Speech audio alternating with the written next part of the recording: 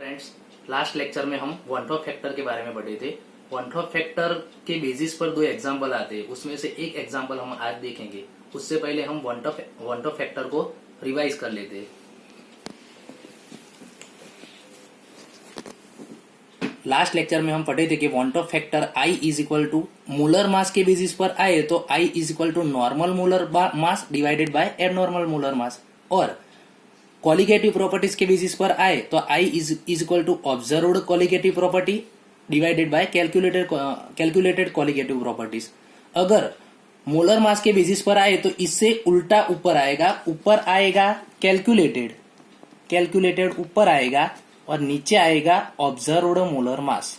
ये याद रखना है, मोलर मास में उल्टा आता है कॉलिगेटिव प्रॉपर्टी से, ऊपर आता है कैलकुलेटेड, नीचे आता है ऑब्जर्व मोलर मास। अब हम उसका आज एक एग्जांपल देखेंगे।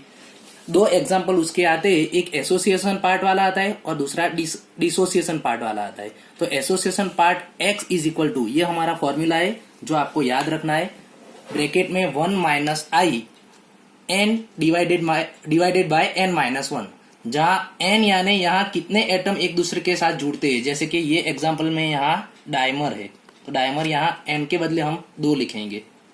I यानी वन टॉप फैक्टर जो हम फाइंड करेंगे, वो कैसे फाइंड करते हैं मैं बताता हूँ, और X यानी एसोसिएशन पार्ट। तो ये हमारा एग्जांपल में लिखा है कि 2 gram of benzoic acid dissolve in 25 gram of benzene, यानी 2 ग्राम बेंजोइक एसिड वो हमारा सॉल्यूट हुआ एंड 25 ग्राम बेंजीन वो हमारा सॉल्वेंट हुआ।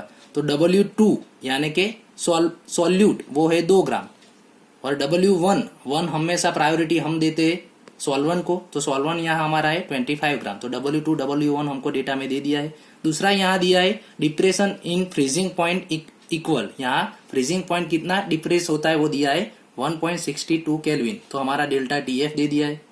और दूसरा कांस्टेंट दे दिया है, तो कांस्टेंट KF हमारा दे दिया है 4.9 केल्विन। अब यहाँ फाइंड क्या करना है हमको, तो एसोसिएशन फाइंड करके या ये फॉर्मूला से x फाइंड करके बाद में उसके परसेंटेज भी फाइंड करना है।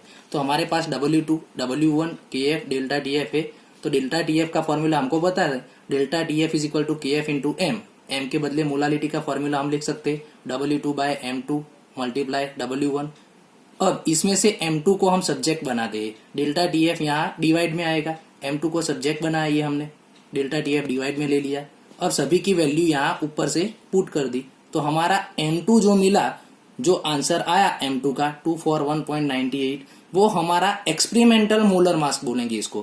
क्यों उसको एक्सपेरिमेंटल मोलर मास बोलेंगे, क्योंकि डेल्टा TF वो हमने एक्सपेरिमेंट से फाइंड किया होगा जो हमारा यहाँ दिया है, इसलिए M2 को बोलेंगे एक्सपेरिमेंटल मोलर मास। अब बेंजोइक एसिड का रेगुलर जो कैलकुलेटर मोलर मास काउंट करना है वो हमको इजीली आता है, C6H5COOH का ये हमको आता है कि यहाँ कार्बन 6 और 1 7 कार्बन है, 5 और 1 6 हाइड्रोजन है और 2 ऑक्सीजन है, तो उसका हमको मोलर मास काउंट करना आता है।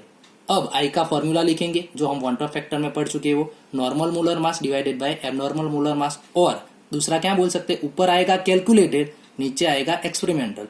तो कैलकुलेटेड हमारा यहाँ आंसर आया 122 डिवाइडेड, ये आया एक्सपेरिमेंटल 241.98, तो ये डिवाइड किया तो हमारा I मिल गया 0.504, ये हमारा I यहाँ मिल गया।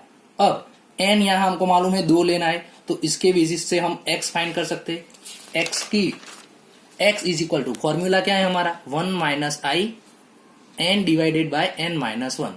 यहाँ 1 I की वैल्यू हमने जो फाइंड की वो यहाँ पुट की, n क्यों 2 लिया यहाँ, क्योंकि डायमर एटम है इसलिए, तो 2 माइनस 1, तो हमारा आंसर जो मिला वो एसोसिएशन पार्ट मिल गया। अब उसका परसेंटेज फाइंड करेंगे तो 100 से मल्टीप्लाई कर दो, तो 100 से मल्टीप्लाई करेंगे तो हमारा एसोसिएशन पार्ट का परसेंटेज हमको मिल गया 99.2%।